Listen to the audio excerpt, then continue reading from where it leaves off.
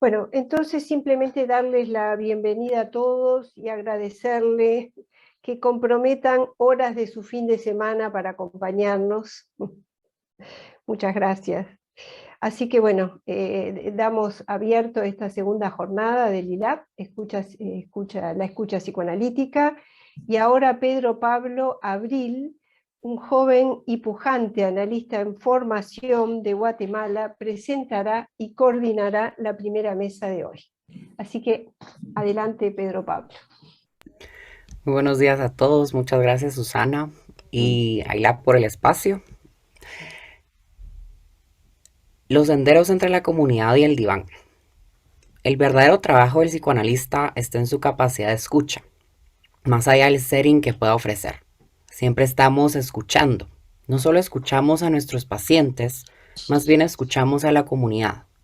Lo que dicen los líderes sociales, lo que todo esto genera, los traumas, las experiencias, las vivencias, las heridas que se dejan, las cicatrices que se generan y la historia que hay detrás.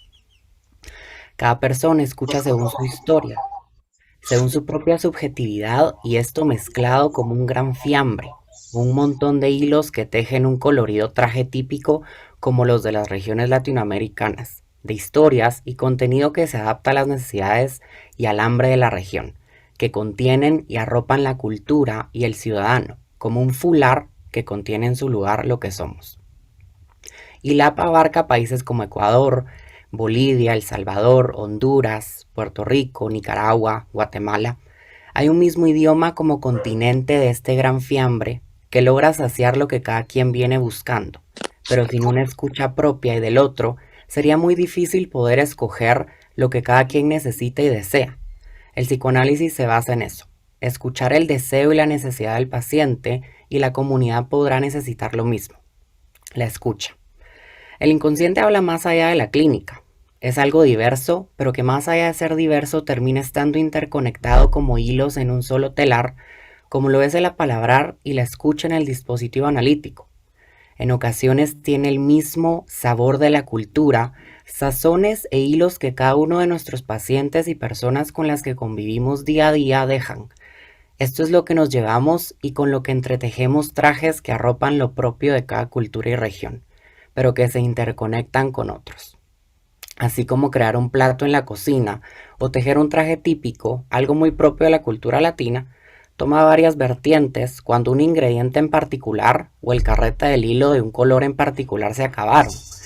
Nosotros también podemos tomar varios senderos dinámicos y en constante cambio en donde tendremos que escuchar la intersubjetividad, crear espacios de intercambio, escuchar al otro, al paciente y al colectivo, a la sociedad, a palabrar y que cada quien traiga los ingredientes e hilos propios para crear y simbolizar lo que escuchamos para poder movilizar a partir de lo que se escucha más allá del consultorio.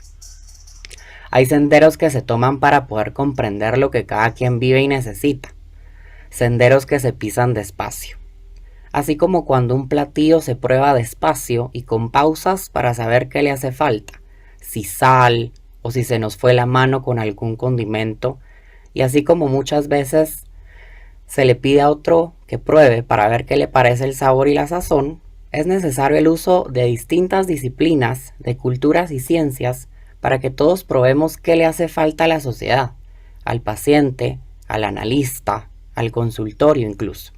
Escuchar y saborear más allá de las intervenciones, de las comunidades, de la historia personal, de la catástrofe, el arte, la educación, dar una escucha atenta a lo que hace falta, lo que está de más o que está desbordado y ya no se soporta más a fin de contenerlo y crear algo con ello. Una vez Winnicott dijo que uno de los efectos físicos de la angustia era la tendencia a adelgazar, a pesar de que hay personas que cuando angustian comen de más, de manera excesiva u obsesiva, sin disfrutar. A lo mejor habrá que escuchar lo que desean y necesitan las personas en nuestros consultorios, nuestras ciudades, países, para poder ir más allá de la escucha y crear con ellos lo que necesita esa angustia, contenerla y acogerla, tomar distintos senderos con el paciente y las personas de la comunidad para comprar e incluso sembrar y cosechar los ingredientes de aquello propio y subjetivo que quitará el hambre psíquica y emocional que los aqueja. A continuación presentaré brevemente el currículum de los expositores. Claudia Castro, licenciada en Psicología Clínica con un posgrado en Psicopatología Infanto-Juvenil, una maestría en Clínica del Niño y del Adolescente, así como una maestría en Salud Pública y Epidemiología.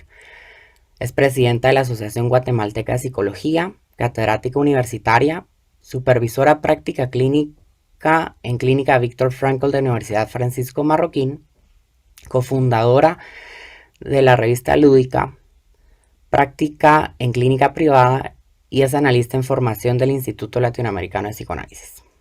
Claudia Melville, licenciada en Psicología Clínica y egresada de la Universidad Francisco Marroquín en Guatemala, posee una maestría en psicoanálisis en Boston Graduate School of Psychoanalysis, terapeuta en distintos programas hospitalarios de la ciudad de Boston. Es cofundador y miembro del Consejo Editorial y Directivo de Lúdica desde el 2012, asimismo docente universitaria de la Universidad Francisco Marroquín a partir del 2008. Es supervisora de prácticas de psicología en Clínica Víctor Frankl del 2010, ejerce en clínica privada desde el 2008 y es psicoanalista en formación en ILAP desde el 2020. Lisa María Sacrison, licenciada en Psicología Clínica, egresada de la Universidad Francisco Marroquín en Guatemala, posee un posgrado en Medicina Psicosomática y Psicología de la Salud en Universidad San Jorge en Zaragoza, España. Es cofundadora y miembro del Consejo Editorial y Directivo de Lúdica desde el 2012, docente universitaria de distintas cátedras en la Universidad Francisco Marroquín y Universidad Rafael Andívar en Guatemala desde el 2013 al 2018. Ha sido supervisora de prácticas de psicología en la Clínica Víctor Frankl desde el 2013 al 2018. Ejerce en clínica privada desde el 2010 y es psicoanalista en formación del ILAP desde el 2020. Eduardo Koppelman, médico, especialista en psiquiatría infanto-juvenil, psicoanalista y miembro titular de la Asociación Psicoanalítica de Córdoba, Argentina. Director adjunto de extensión y difusión del ILAP, integrante del equipo docente del Instituto de Formación Psicoanalítica de APC, exdirector Docta Revista en Psicoanálisis de APC, jefe del Servicio de Salud Mental de la Clínica Universitaria Reina Fabiola Universidad Católica de Córdoba. Y por último, Lucía Pérez Martínez, investigadora social por 12 años con experiencia en levantamiento de información de campo en distintos entornos culturales, rurales y urbanos. Es docente universitaria, licenciada en Sociología con mención en Ciencias Políticas, posee un diplomado en Migración, Integración y Derecho, así como un máster en Ciencias Sociales con mención en Sociología, un máster en Psicología con mención en Psicoanálisis y Psicopatologías, y es psicoanalista en formación en ILAP desde el 2021. Sin nada más que agregar, le doy la palabra a los expositores.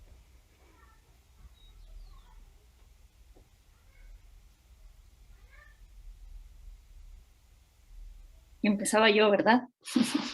Sí, Lucía, toca a ti. Yo siempre me despisto un poquito. Es un gusto enorme para mí compartir este momento con ustedes. Quiero saludar primero que todo a mis compañeras y compañeros de Guatemala que han tenido la iniciativa de este diálogo, digamos, son quienes tuvieron la idea de este espacio y que han sido pues grandes compañeros de formación en este tiempo de virtualidad y aprendizaje. También quiero saludar gratamente a quienes conforman actualmente el ILAP, que han empujado este encuentro, que ha sido muy amplio y de intercambios varios, ¿no? Esta presentación que voy a hacer ahora, ¿no? En este espacio de escuchas que le hemos titulado Escuchas psicoanalíticas, senderos entre la comunidad y el diván, es quizá una de las que más me ha costado concretar, perdón. Creo que esa dificultad, por lo demás necesaria, es resultado de todas las cosas que adentrarme en el psicoanálisis ha supuesto para mí. Como ya lo mencionó mi compañero hace un momento, soy socióloga, trabajo como investigadora social y aunque no tengo clínica, sí me psicoanalizo ya por varios años, pues como corresponde a un analista en formación. Hablaré desde esa posición, digamos, entre lo social y el psicoanálisis. Creo que esa es la razón por la que las compañeras de Guatemala me invitaron a dialogar aquí. Esta pequeña intervención quiere pensar algunos puntos ciegos del quehacer de ambas disciplinas, la sociología y el psicoanálisis, al menos en mi experiencia, pero también los puntos de convergencia, particularmente en cuanto a la escucha. Y aquí saltan las pulsiones, la mirada, el oído, ese concepto borde y ambivalente entre lo orgánico y lo psíquico que nos dejó Freud, cuyo empuje y tensión no son constitutivas, pero que necesariamente implican precisamente una relación con los otros, pues solo en la relación tales pulsiones adquieren una auténtica dimensión psíquica. No es posible la escucha ni la mirada, sino es con y a través de los demás. Considero, modestamente a través de lo que he podido aprender este tiempo de formación, que el giro más revolucionario sobre el conocimiento humano que permitió el psicoanálisis es la comprensión de lo que entendemos como sujeto, que ha sido definido por la ciencia moderna, incluyendo las ciencias sociales, por supuesto, en base a su racionalidad. El psicoanálisis mostró que lo que determina un sujeto no es la razón necesariamente, sino el inconsciente, y que este es quien comanda la manera en que actúan y se relacionan los sujetos. En mi trabajo como socióloga escuché a muchos sujetos, mujeres violentadas, migrantes con experiencias y trayectorias complejas, personas racializadas y subalternizadas, con el propósito de, a través de sus relatos, dimensionar mejor las estructuras sociales de la opresión. Entrevisté decenas de personas que me contaron partes de sus vidas en rutas de viajes peligrosos, algunas incluso pasaron periodos de tiempo en cautiverio. Escuché a mujeres empobrecidas que desde pequeñas fueron expuestas al trabajo servil, súper común en sociedades colonizadas como la nuestra, y a múltiples violencias también, siendo la sexual la más cruenta. Estas escuchas me ayudaron en la mayoría de las ocasiones a confirmar mis hipótesis de investigación o también a complejizarlas. Fueron escuchas sentidas, la mayoría de las veces muy empáticas y movilizantes. Por supuesto, yo escuchaba, presumiendo en mí misma y en mis interlocutores, esa racionalidad a la que hice referencia hace un momento. Sin embargo, había relatos que no calzaban con esa presunción. Mujeres violentadas que permanecían junto a sus violentadores o reproducían ellas mismas violencias similares con otras y otros. Personas migrantes que, aunque vivieron la violencia de estado más brutal como la privación de libertad, la justificaban y decían comprenderla. Atribuí a esas y a otras incongruencias de la razón cierta sospecha. A veces anteponía juicios o prejuicios, otras veces sobrevictimicé a las personas sufrientes, como suponiendo que habían perdido toda su agencia y voluntad, para brindarme yo mismo una explicación para tales sinsentidos. No reniego de mi presunción de racionalidad, al contrario, creo que para quienes sufren esa presunción es lo más humano y sostenedor. Lo que quiero indicar es que mi escucha tenía un límite claro, la del saber científico. En ese sentido, el psicoanálisis ha modificado la manera en la que escucho a los sujetos de mis investigaciones. Por supuesto, no pretendo analizarlos o patologizarlos, pero creo que soy capaz ahora de percibir mejor esos sinsentidos, las contradicciones y también los silencios que me brindan. Creo que puedo ver el relato con mayor fineza quizá y con menos prejuicio. En mi oficio como socióloga se ha modificado, como he dicho ya, la manera en la que escucho, pero también ha cambiado, al menos parcialmente, el lugar de esa escucha, en el sentido que he dejado de ver a las personas con quienes trabajo como puras producciones sociales, pues puedo percibir en su quehacer y en su voz más claramente la creatividad y la capacidad de crear en y sobre las estructuras sociales, al tiempo que he asumido en mí misma esa capacidad recreadora y he dejado de sentir culpa por el lugar que ocupo, como investigadora o como académica, que es sin duda un lugar de privilegiado, pero no solamente eso. Quiero mencionar brevemente que el paso por el psicoanálisis, además de transformar la manera en la que escucho a los sujetos sobre los que versan mis investigaciones, ha cambiado también algunas perspectivas de cómo comprendo la sociedad. Esto todavía es un conflicto y hay un montón de preguntas abiertas que espero ir resolviendo y abriendo otras con el tiempo. Quizá uno de los aspectos más interesantes de esta modificación es la crítica que el psicoanálisis hace a los valores que promueve la modernidad, o más precisamente la posmodernidad, como la fijación que tienen nuestras sociedades por la libertad, la hipersexualización, la política de la identidad. Todos estos valores tendientes a una omnipotencia que nos empuja a un narcisismo extremo e incluso hacia una suerte de perversión, al tiempo que desteje los vínculos sociales. En la contracara, y para ir cerrando, debo señalar que la sociología y las ciencias sociales en sentido amplio son un lente que aporta mucho también al psicoanálisis, porque nos permiten ubicar cómo la historia, las estructuras sociales y económicas nos condicionan. Años atrás habría dicho determinan. Creo que dimensionar y nombrar claramente las injusticias es necesario para trabajar con las personas que llegan a la clínica, y más todavía con quienes hacemos intervenciones comunitarias. En ese sentido, enfatizo que no es posible una clínica que no reconozca las condiciones sociales y culturales en las que habitamos como analistas y como pacientes, que no reconozca que el racismo, el machismo, la exclusión, la pobreza ocasionan sufrimiento social y psíquico profundos, y que en esa medida no responsabilice por completo a los sujetos de su padecer. Que dimensione a este sujeto no como un uno, además, sino como parte de un grupo, de una comunidad, y que sea capaz de escuchar en su voz, de escuchar su propia voz, perdón, pero también a través suyo la de esa comunidad a la que se pertenece. Si bien las dos disciplinas ponen la mirada y el oído en dos aspectos diferentes, si se quiere, del sujeto, creo que pueden y deberían con más frecuencia trabajar juntas. Quiero brindar a manera de cierre brevemente dos ejemplos que ilustran esta necesidad. El primero alude a mi trabajo con organizaciones feministas, donde he podido constatar la urgencia que existe de intervenciones psicoanalíticas. Las mujeres dentro de estas organizaciones traen mucho sufrimiento y experiencias durísimas. Si bien ese sufrimiento es lo que les empuja a su convergencia y a su acción colectiva, también obtura la posibilidad de sostener a largo plazo y en buenas condiciones esos espacios colectivos. Asimismo, creo que las organizaciones, particularmente las feministas, alivian el sufrimiento social por el simple hecho de que ese sufrimiento se vuelve compartido y reflexivo.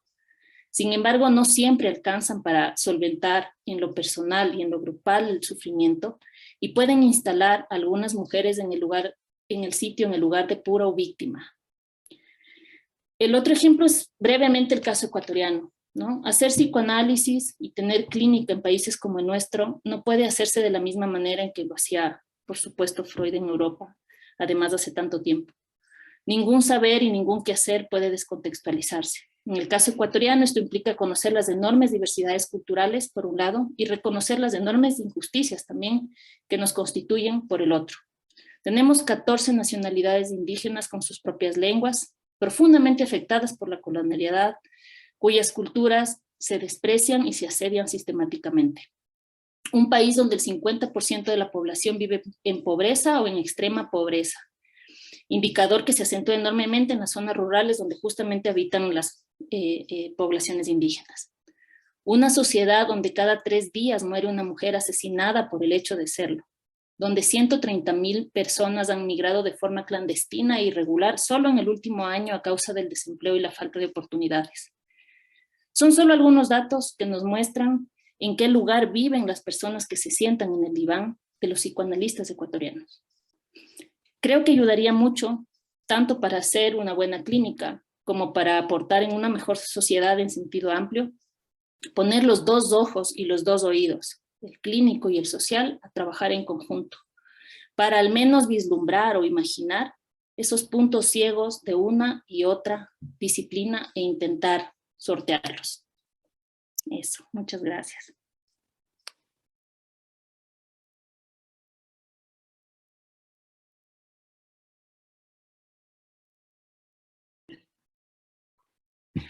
Buenos días.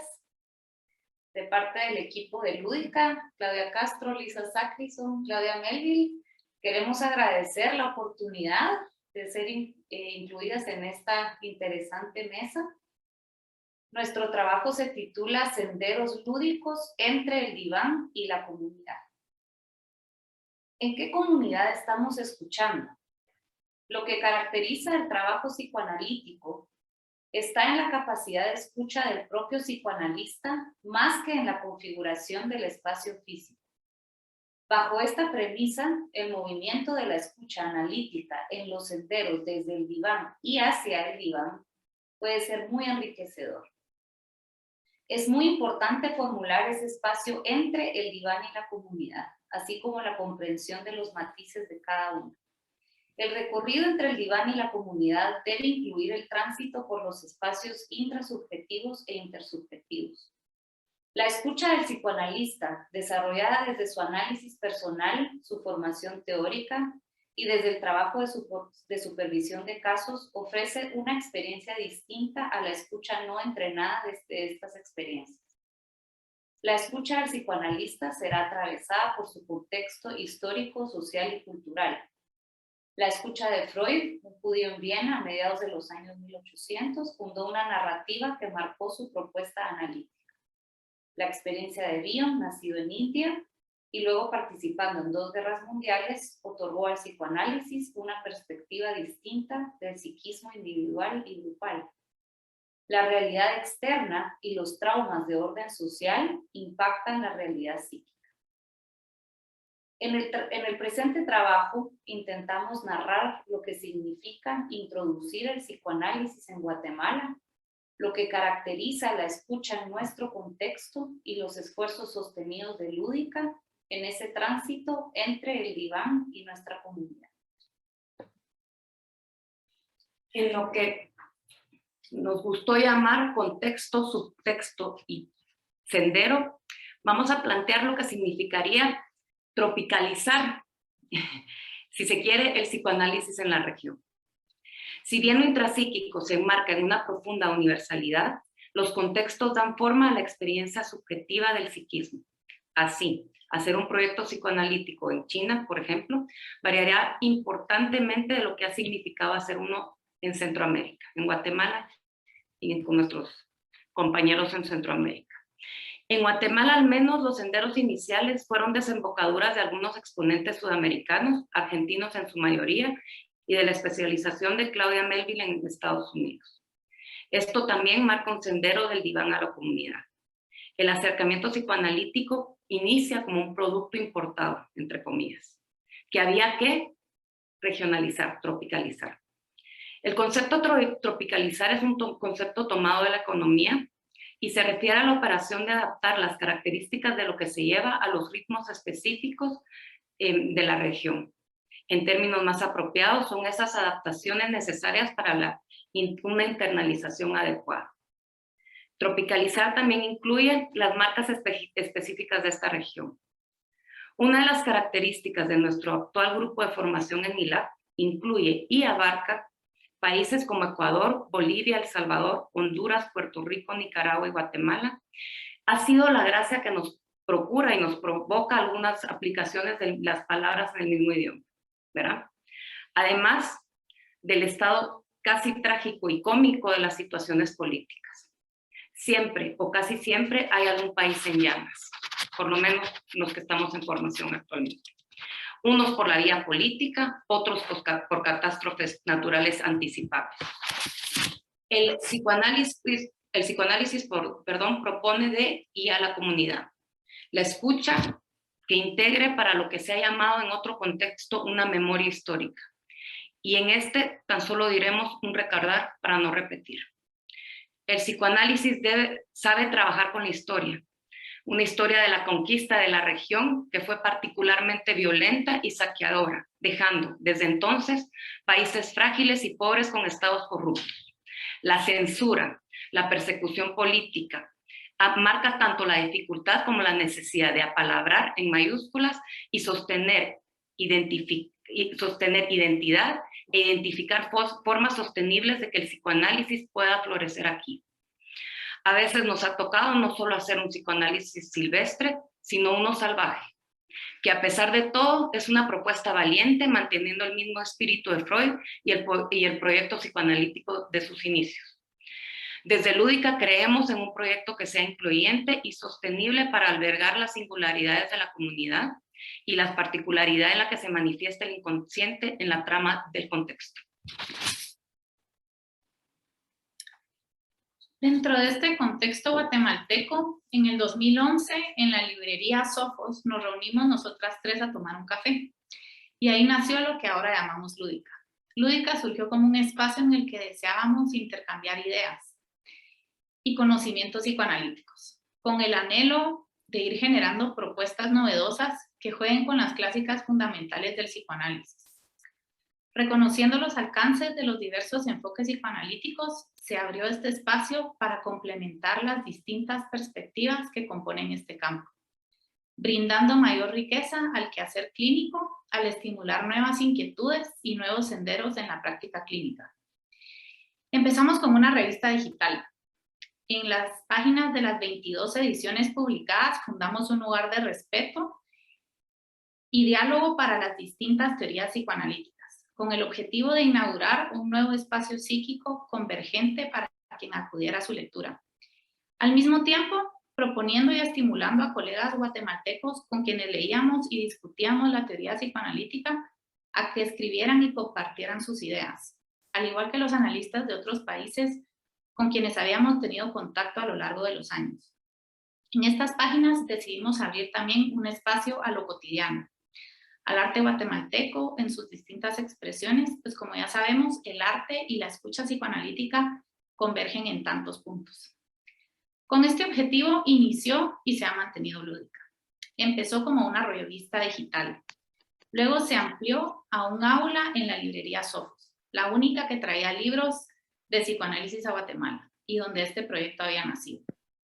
Ahí realizábamos conferencias, conversatorios, cineforos, seminarios, etc. Distintas modalidades, pero todos encuentros con la puerta abierta a quien quisiera acudir. A este espacio asisten en su mayoría psicólogos, algunos psiquiatras y a veces médicos de otras especialidades, como pediatras y neonatólogos. Y en algunas ocasiones, consultoras de lactancia materna, dulas, administradores, arquitectos, cineastas, escritores, artistas, etc. Fue más allá de los ámbitos de la salud a la cotidianidad, como el psicoanálisis lo hace. Este espacio móvil y dinámico salió de nuestras mentes, de las páginas digitales de nuestra revista, del aula en la librería Sofos y llegó al Colegio de Psicólogos de Guatemala, a la Asociación de Psiquiatras de Guatemala, presentando a distintos profesionales de la salud mental teorías que diversos psicoanalistas han propuesto para entender el trauma. En una cultura que aún tiene muchos traumas por elaborar, no sorprende que este fuera el tema con que nos invitaran a desarrollar.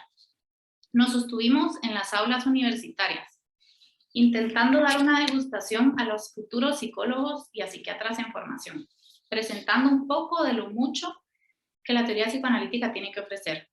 Fuimos a la radio a conversar de temas cotidianos, llevando el psicoanálisis a los oídos de cualquier guatemalteco que nos quisiera escuchar, porque el psicoanálisis nos ha servido no solo para escuchar lo que se dice en la clínica, sino lo que el inconsciente expresa en todos lados, lo cotidiano. La virtualidad nos ha permitido expandir estos límites, realizar webinars y seminarios virtuales de varias sesiones que nos permiten profundizar más en un tema, en una teoría, en la mente de un psicoanalista a la vez. Llevar el psicoanálisis a quien no está en la formación, pero que tiene un deseo por saber más de él. Como Freud decía en su texto Psicopatología de la vida cotidiana, es un placer para mí encontrar materias que todo el mundo conoce y comprende del mismo modo, puesto que lo que me propongo es reunir lo cotidiano y utilizarlo científicamente. No concibo por qué la sabiduría que es, por así decirlo, el sedimento de las experiencias cotidianas, ha de ver negada su admisión entre las adquisiciones de la ciencia. No es la diversidad de los objetos, sino el más estricto método de establecer hechos y la tendencia a más amplias conexiones, lo que constituye el carácter esencial de la labor científica.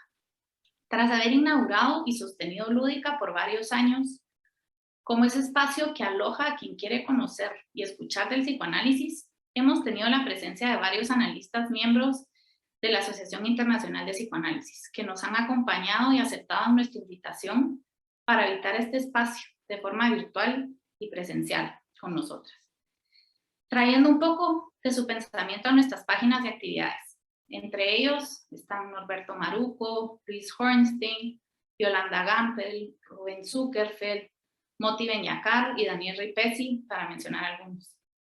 En el 2015 le dimos por primera vez la bienvenida a ILAPA Guatemala, organizando la primera de las 3 jornadas presenciales que hemos tenido a lo largo de los años en nuestro país. Por esto es que es un gusto para nosotras ser ahora las invitadas a la jornada de ILAPA. Fueron 3 eventos donde distintos analistas, miembros de IPA e ILAP, Yolanda Gampel de Argentina, que reside en Israel, Alicia Leice de Venezuela, Olga Varela de México, María Teresa Calabrese de Argentina, Álvaro Nin de Uruguay y Luz Marina Orejarena de Colombia. Venían a encontrarse con distintos guatemaltecos que tenían el deseo de escuchar más de qué es el psicoanálisis y qué tiene para proponer. Estos analistas provenientes de distintos países que venían a compartir su conocimiento del psicoanálisis, su experiencia trabajando con el diván y fuera de él, y su contexto cultural, que nos mostraba las riquezas de la experiencia y saber latinoamericano, en esos puntos en los cuales la cultura latinoamericana logra converger y aquellos en que la distancia de estar en diferentes partes del continente es innegable y a la vez enriquecedora. Pues no es lo mismo formarse y hacer psicoanálisis en Argentina, donde un taxista sabe algo de qué es psicoanálisis, que en Guatemala y en otros países de Centroamérica, donde un profesional con doctorado no sabe la diferencia entre un psicólogo y un psiquiatra, mucho menos que hace un psicoanalista. Ha sido un privilegio alojar estos encuentros entre quien quiere escuchar y quien quiere transmitir el psicoanálisis, y a su vez cumplir una función cometabolizadora que Lúdica ha tenido, tropicalizando el psicoanálisis a las características propias de nuestro país.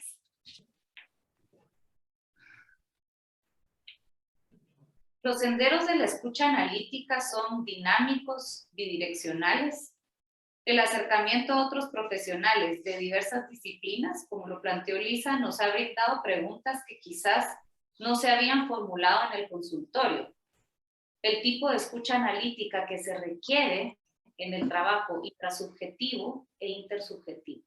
Habilitar espacios de intercambio nos ha otorgado una escucha más profunda del inconsciente colectivo comunitario que se manifiesta en diversas expresiones.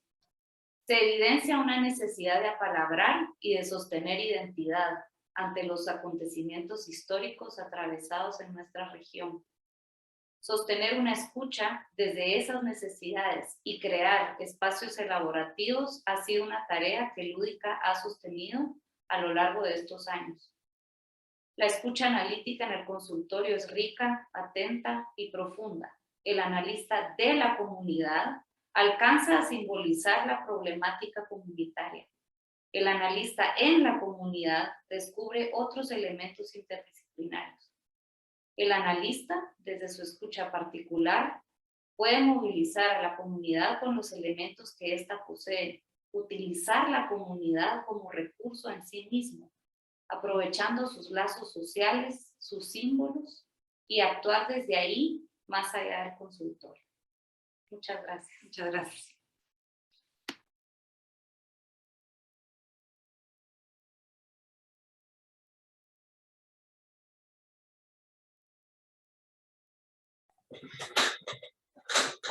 Bueno, supongo que me toca a mí, no hay más opciones.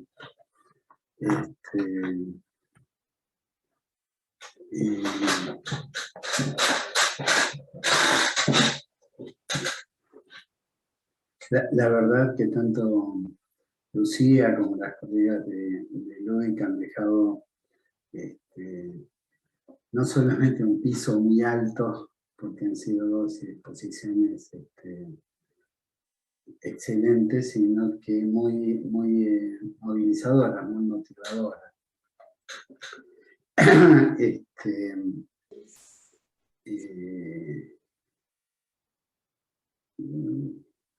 Para mí en particular,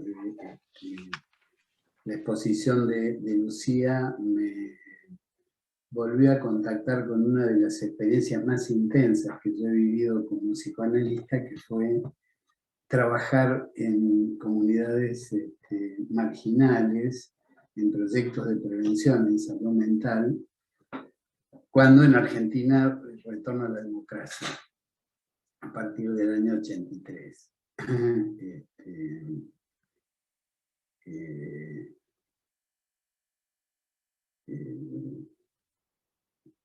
escribí algo mencionando esto, pero la verdad que lo digo en primer lugar porque en mi experiencia me pasó que cuando fui a trabajar a estas comunidades, en lo que acá en Argentina se llaman villas miserias, que son los asentamientos marginales, de un nivel de exclusión y pobreza y miseria, verdaderamente, como lo dice el nombre, muy relevantes. Yo pensé que como psicoanalista no iba a poder operar.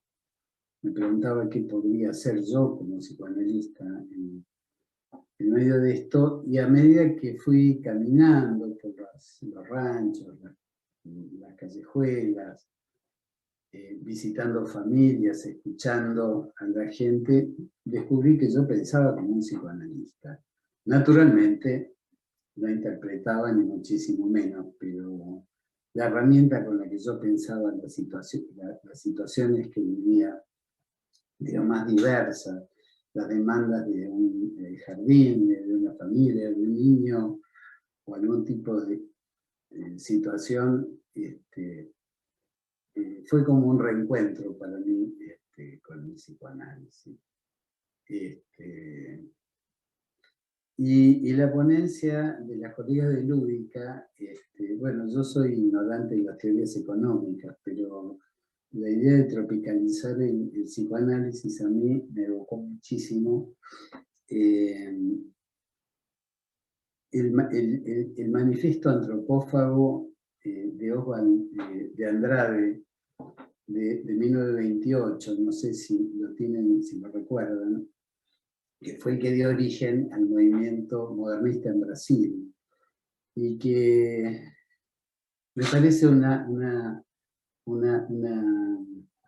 referencia fundamental para pensar en un psicoanálisis latinoamericano, ¿no? Es decir, generar un psicoanálisis con identidad local, con idioma propio, que no reniegue de los orígenes europeos, sino que los incorpore y los fagocite.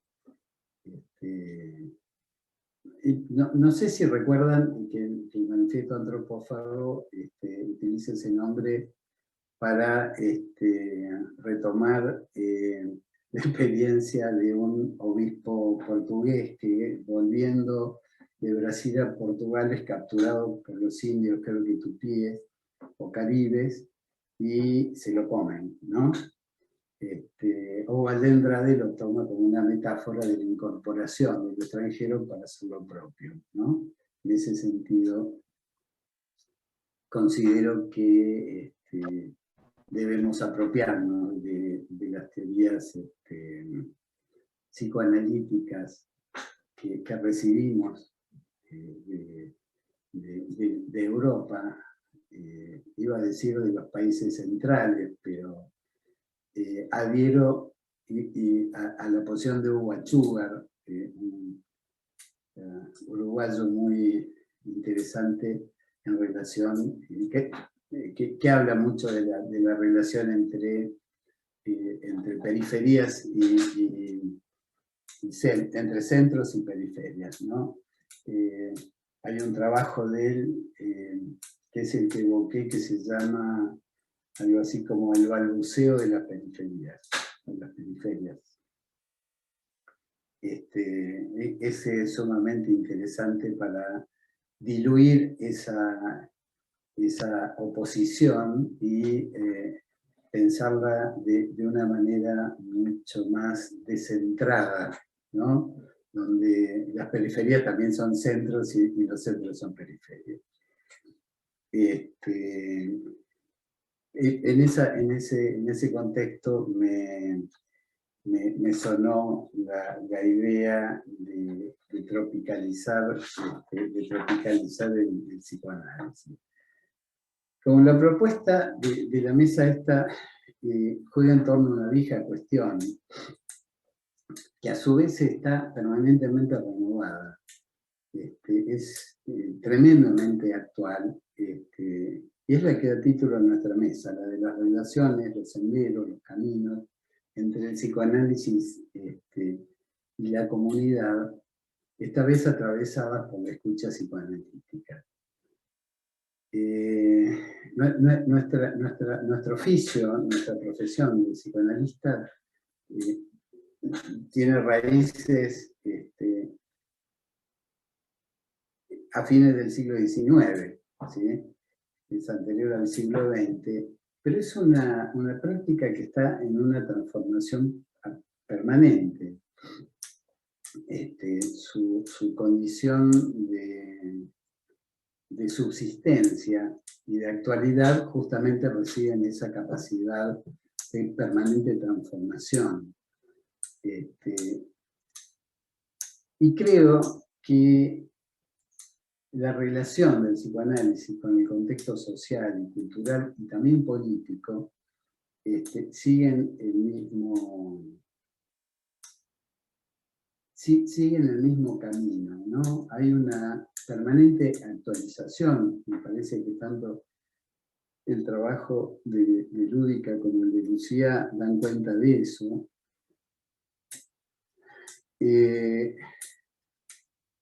Que mantiene la vitalidad de esta inquietud y también permanentemente genera nuevos interrogantes. Y un poco que nos pone frecuentemente frente a cierta necesidad de inventar dispositivos con los cuales abordar situaciones de la comunidad. La vitalidad del psicoanálisis es algo que siempre hay que, a mí por lo menos siempre la rescato, porque siempre la contrasto también con la cantidad de veces que se ha proclamado la muerte del psicoanálisis, ¿no? Si usted recuerda, creo que hubo por lo menos 2 tapas de la revista Time que anunciaban la muerte del psicoanálisis, y bueno, acá estamos rodeados de jóvenes apasionados y creativos en torno al psicoanálisis. Parece que esto habla por sí mismo, ¿no? Yo creo que este movimiento se mantiene muy conmocionado, muy cuestionado por nosotros mismos, ¿sí? Y digo cuestionado en el sentido en que Hannah Arendt propone cuestionar la herencia, ¿no? Ella dice que, transformando un poco la cuestión de la referencia freudiana,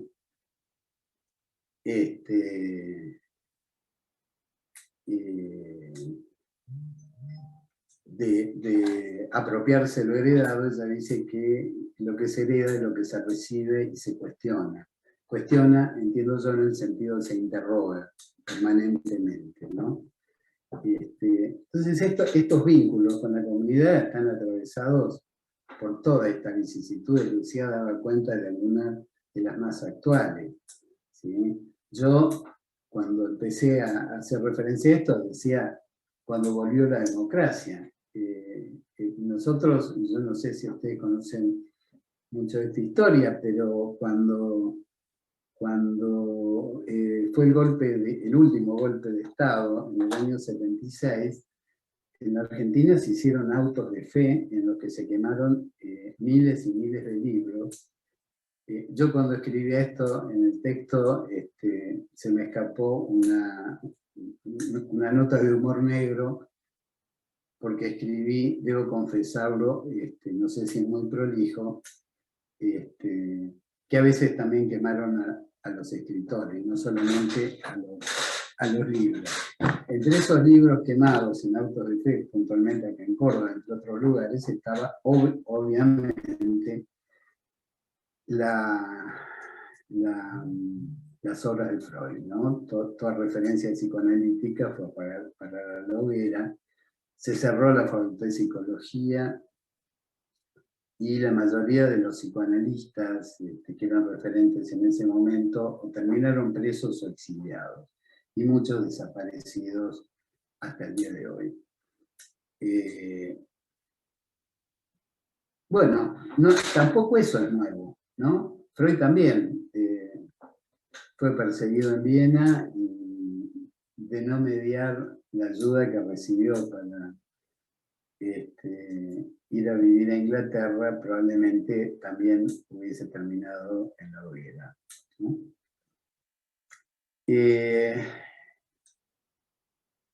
Por eso retomo la idea de las dos ponencias anteriores de que es imposible un psicoanálisis absolutamente aséptico dentro de las cuatro paredes del consultorio, porque aunque no abordemos la comunidad, estamos atravesados por ella, ¿sí? Ir a análisis en aquellos años suponía un riesgo, un grupo de estudio suponía un riesgo. Salíamos de un grupo, de los grupos de estudios de a una persona por vez, ¿sí? Excesiva sentimientos persecutorios, me parece que no. Me parece que no. Por eso, evidentemente, es imposible pensar también una subjetividad que se configure por fuera de la cultura y de la época. Yo quería tomar brevemente, no sé cuánto tiempo me queda, pero cortame cuando sea, Pedro Pablo, ¿sí? Todavía hay tiempo. Tranquilo. Alessandro Barico es un escritor italiano contemporáneo, novelista, que escribe un ensayo sobre la mutación. Ese libro se llama... es sumamente interesante. A mí es una de las lecturas de los últimos años más apasionantes. Él plantea que los nuevos bárbaros, ¿sí? Las nuevas generaciones, ¿no? Recordemos que el término bárbaro viene de los griegos y después también los romanos llamaban bárbaros a los extranjeros, básicamente porque no hablaban la lengua griega, sino que balbuceaban en un lenguaje incomprensible. Bueno, estas nuevas generaciones son equivalentes de los bárbaros que vienen a destruir nuestras aldeas. Las aldeas de nuestras certezas y de nuestras convicciones, nunca interrogadas. Y los miramos con recelo, porque además son seres mutantes que pueden respirar bajo superficies en las que nosotros no podemos sobrevivir.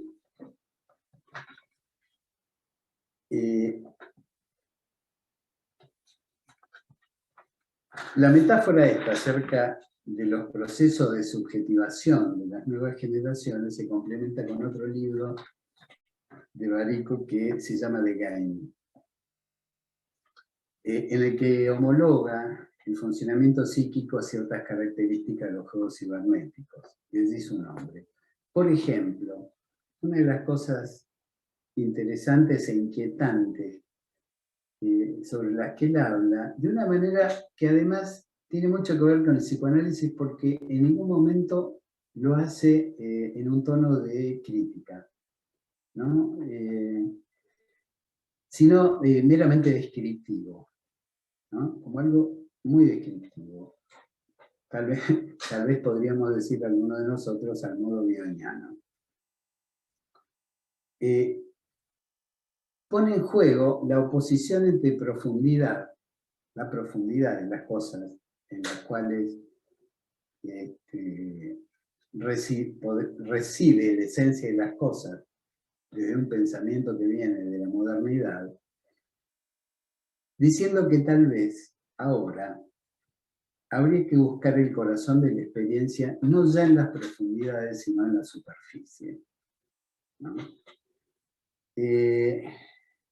Esa es una observación que a nosotros psicoanalistas nos toca muy, muy de cerca, porque somos habitantes de un mundo en el que la profundidad es o era,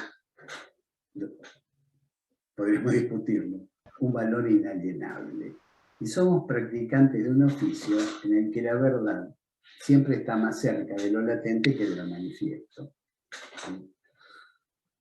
Y también en el que la construcción de la tridimensionalidad, me hacía acordar Lucía cuando decía poner los dos ojos, la tridimensionalidad se construye merced a la binocularidad, es imprescindible a la hora de pensar en los procesos de simbolización. Al menos en mi concepción acerca de la formación de símbolos es imprescindible la tridimensionalidad y la binocularidad. Entonces, ¿qué pasa con la cultura y la imagen? ¿La vamos a cuestionar arrogantemente bajo la consabida premisa de que todo tiempo pasado fue mejor? ¿O podemos apelar a nuestra capacidad negativa? Al decir de Keats, la carta que le escribía a sus hermanos alrededor de 1800, no me acuerdo, 15, 17, de tolerar la incertidumbre renunciando a la irritante búsqueda de los hechos y la razón. Esto es una traducción casera de Keats. Hay otro autor que me convocó fuertemente a pensar en estas cuestiones, que es Dufour. También es un contemporáneo francés, él es filósofo. Él tiene tiene una obra vasta, pero pensaba en un libro que se llama El arte de reducir cabezas, que describe que en el paso de la modernidad a la posmodernidad, con las variables económicas aparejadas,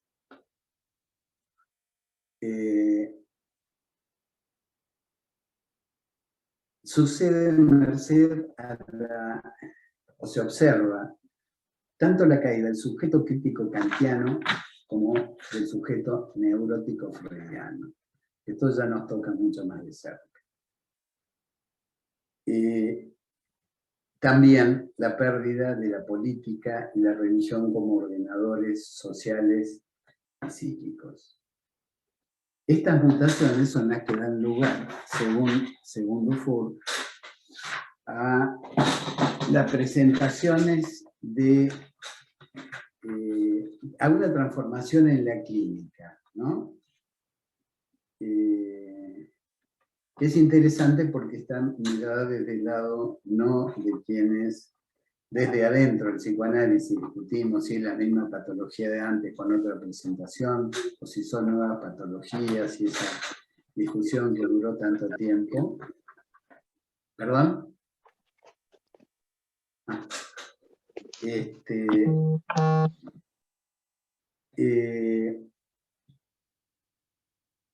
Bueno, lo que dice Dufour es que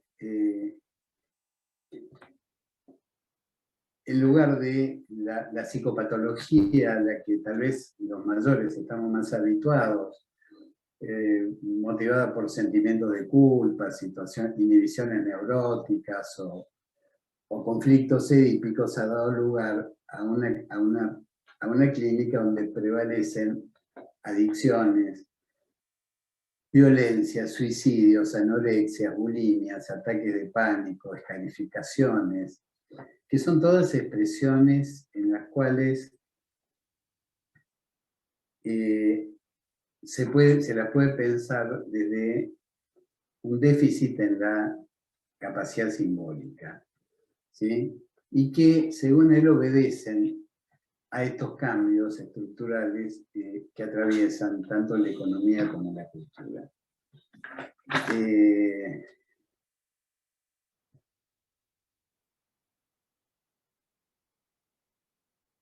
Bueno, él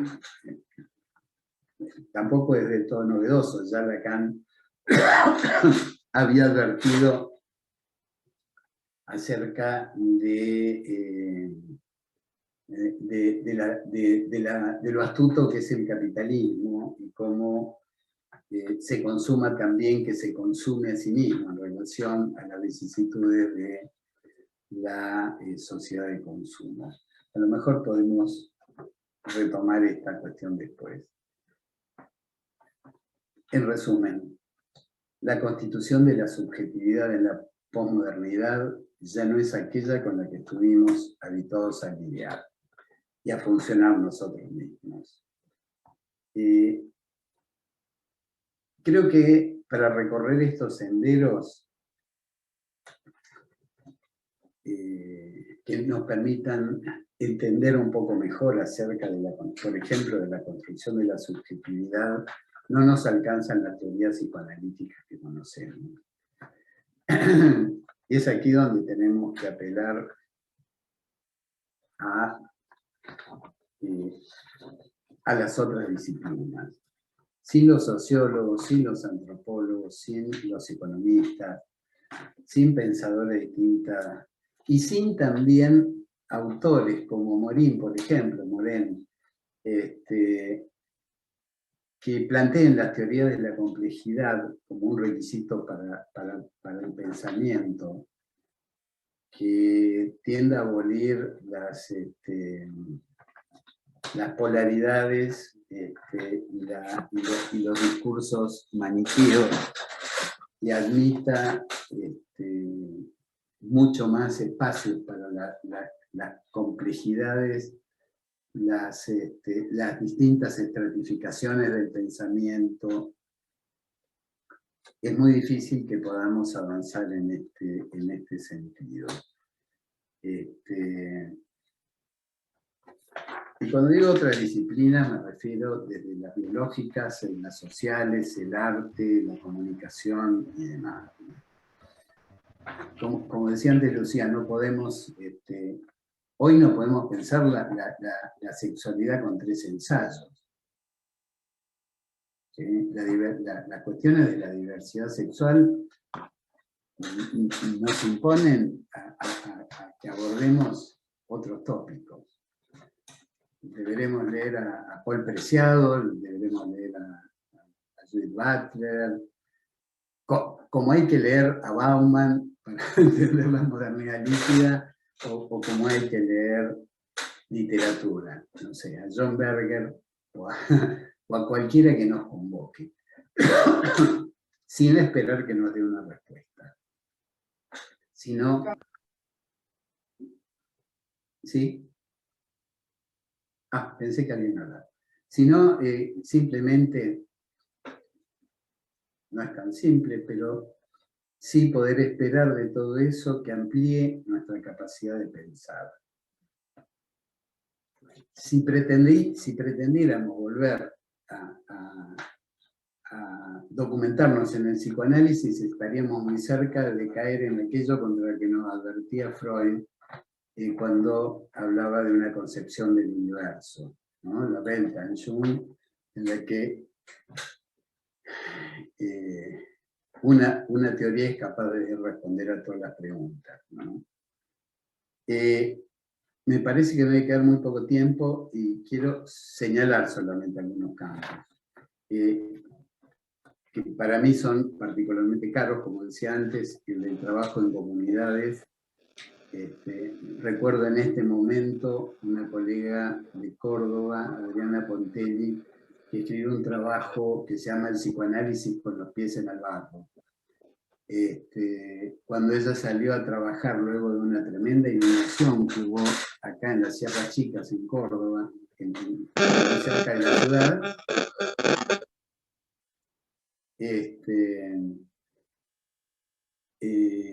por ejemplo, o las experiencias que tuvimos en comunidades muy diversas, desde marginales hasta empobrecidas, de trabajadores empobrecidos y de excluidos sociales, ¿no? Y la otra, que es de mi particular interés, y por lo menos quiero mencionarla, que es el campo de la relación del psicoanálisis con la práctica médica. con el hospital, dentro del Hospital General, ¿no? En Argentina hay una larga tradición, la tradición es larga en realidad, porque viene por lo menos desde Balint, ¿sí? En los años 60 escribió el libro famoso El paciente, el médico y la enfermedad, que fue una experiencia que hasta el día de hoy tiene valor y que a mí me parece que vale la pena retomarla en tiempos en los que la subjetividad y la intersubjetividad, como decían las colegas de Lúdica, está siendo hackeada por una cierta concepción, yo diría una cierta concepción de las neurociencias, ¿sí? Que responden al canon psiquiátrico, biológico, farmacológico, que ha llevado a plantear un reduccionismo del sufrimiento humano, un problema químico, por ende tratable por vías químicas, y que tiene consecuencias nefastas. Quiero recordarles la declaración de Cartagena, de FEPAL, de hace algunos años, 18, 19, más o menos, en la que se denuncia la patologización de los niños y la medicalización de los niños y los adolescentes. Es un fenómeno que quienes trabajamos en el campo de los hospitales generales lo vemos con muchísima preocupación, tanto sobre el diagnóstico como sobre una pretendida terapéutica que arrasa con la subjetividad humana. Bueno, voy a parar acá si podemos debatir un poco. Gracias, Eduardo. No sé si podamos abrir en este poquito tiempo que nos queda al comentarios o algo rápido, corto, y luego procedemos a cerrar.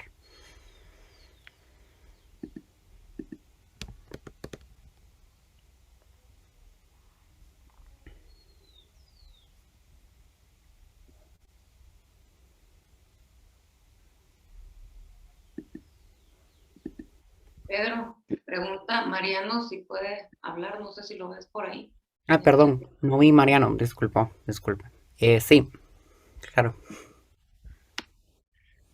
Hola, felicitaciones. Se escucha bien, ¿no?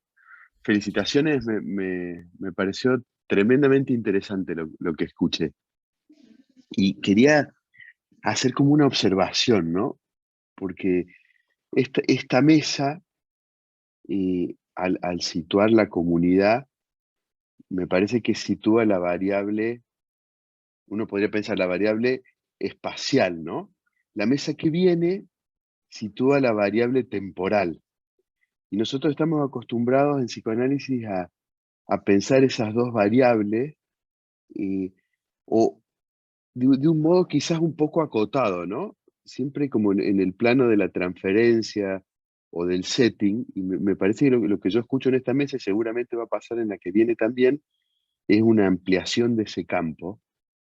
Y de este modo, que a mí me resultaba muy interesante, por eso me gustó tanto esa expresión de tropicalizar el psicoanálisis, porque me parece que quizá lo que se juega no es tanto adaptar el psicoanálisis al trópico, que sería una de las posibilidades de pensar, así como uno podría pensar que hay que adaptar el psicoanálisis a la realidad china o a la realidad india, sino dejar que algo de la realidad local impacte en cómo pensamos el psicoanálisis en general. Porque por ahí nosotros tendemos a pensar como un psicoanálisis atemporal, así como si hubiera bajado hecho del cielo, y el psicoanálisis que nosotros pensamos está también situado geográficamente, y sus coordenadas se codificaron en Viena, en Berlín, en Londres, hace 100 años, y en ese sentido me parece que las posibilidades de pensar el psicoanálisis desde Latinoamérica y desde otras regiones es refractar ese psicoanálisis pensado como universal, cuestionar la universalidad del psicoanálisis y pensar que en una de esas habría que tropicalizar el psicoanálisis de Londres, no solo el psicoanálisis que se practica en Centroamérica.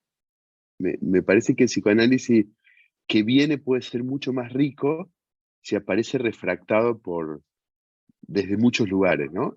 Y al mismo tiempo, esto que podemos hacer nos muestra la estofa de nuestra disciplina, porque no se habla de tropicalizar la física, ¿no? O de tropicalizar la química. En cambio, pensar al psicoanálisis como susceptible de una interlocución distinta con lo local, me parece que también nos muestra cómo es nuestra particular disciplina, que yo creo que no tiene mucho que ver con la ciencia como se la piensa habitualmente, ¿no? Felicitaciones, me encantó lo que escuché. Muchas gracias, Mariano. ¿Alguien más? Nos quedan unos minutitos antes de... Sí, puedo decir algo porque lo escribí. Claro, Perla, te escuchamos. Bueno, primero que tu metáfora gastronómica me dio mucho hambre de saber. Estuvo buenísima, quiero señalarla. Respecto a la ponencia de Lucía, me gustó mucho cuando diferenció condicionar en vez de determinar respecto a lo social. Me pareció muy interesante porque generalmente cuando uno engancha con la cuestión sociológica aparece mucho, los que hicimos maestría y demás, aparece mucho la cuestión de determinar, y los psicoanalistas nos peleábamos mucho cuando estudiábamos esas materias. Y después el tropicalizar también me impactó mucho ahora con lo que agrega Mariano, ¿no?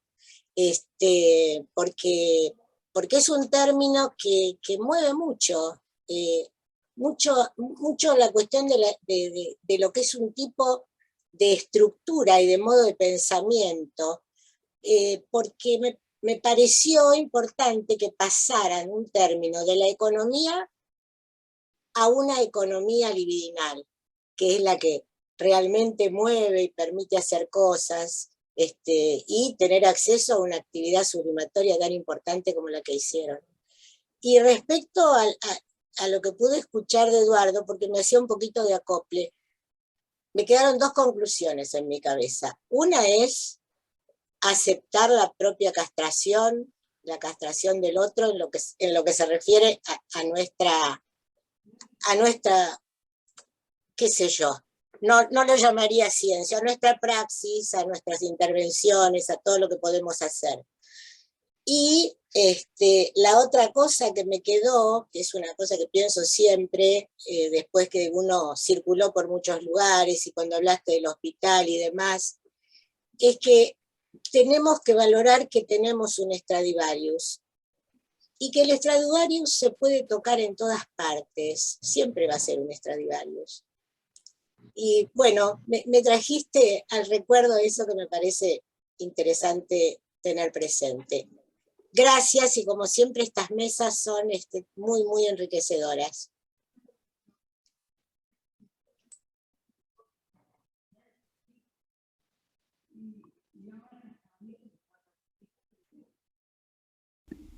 ¿Algún otro comentario? ¿Algo antes de ir cerrando? Sí, Lourdes. Sí, yo quería hacer, bueno, primero agradecer la profundidad de las ponencias, de las tres, y lo que se me ocurre es que el psicoanálisis desde Freud nos enseña que el deseo y la pulsión se encarnan en lo somático, también en la necesidad. Si recordamos justamente la experiencia de satisfacción que permite que en el psiquismo se cree un símbolo que se cree y que el deseo surja y se relance, me parece que somos psicoanalistas cuando también prestamos atención no solamente a la aparición del deseo inconsciente que no logra expresarse por mecanismos de represión o mecanismos todavía más costosos, sino también a esa parte de necesidad que se está expresando, ¿no? Y creo que la ponencia de Claudia Castro y también de Lucía ponen el acento en eso, es decir, en todas las necesidades vitales a los que muchos de la población centroamericana y latinoamericana están teniendo mucha dificultad por satisfacer. Es decir, ¿cómo vamos a pedir, ¿no?, que haya un desarrollo psíquico con creatividad, ¿no? ¿Cómo vamos a poder acceder a una subjetivación profunda y creativa, vuelvo a decir, cuando tenemos tantas necesidades económicas en que no es posible ni comer? Ayer, por ejemplo, el Pepe Mujica decía, no hay libertad si no hay que comer, ¿no? Y en eso retomo algo que se dijo en la segunda ponencia, me parece, en que hay que también como resignificar ciertos valores que se han vuelto abstractos, como esto de la libertad. Por supuesto que la libertad es algo a defender, pero no una libertad abstracta, sino una libertad justamente de poder satisfacer las necesidades y los deseos. Yo no comparto la idea de un psicoanálisis que solamente piense en la aparición del deseo inconsciente dentro del consultorio. Me parece que justamente Freud mismo nos enseñó a escuchar y a prestar la psiquis para poder simbolizar y ayudar al otro a construir un discurso sobre lo que le está ocurriendo y que eso pueda ayudarlo justamente a poder tramitar sus dificultades y poder darse los medios para superarlas. Muchas gracias a todos. Y bueno, con respecto a lo tropical, a tropicalizar también con el paradigma de la complejidad, porque concretamente Guatemala, que tengo la dicha de conocer, es un país que tiene todos los ecosistemas, ¿no? Desde el trópico hasta lo que serían, uno sube en pocos kilómetros, ecosistemas bien distintos en que realmente es un trópico muy complejo, además desde el punto de vista de la constitución de su población, que tiene una gran población indígena que no tiene nada que ver con la población blanca, digamos, de las alturas, entre comillas. Gracias de nuevo. Muchas gracias, Lourdes, por tu comentario. Creo yo que nos dimos cuenta de la necesidad de tropicalizar, ¿verdad?, el psicoanálisis, adaptarlo al ritmo de la región, metabolizarlo para ser digerido o así que sazonarlo, ¿verdad?, al paladar de la cultura de la región en la que estamos. Y pues el psicoanálisis nos ayuda a escuchar el inconsciente, lo cotidiano, y verdad, sacarlo del diván del consultorio y llevarlo a los demás, ¿verdad? Reunirlo en lo cotidiano y llevarlo por un sendero psicoanalítico para sobrellevarlo, ¿verdad? Sobrellevar lo que estamos experimentando como sociedad.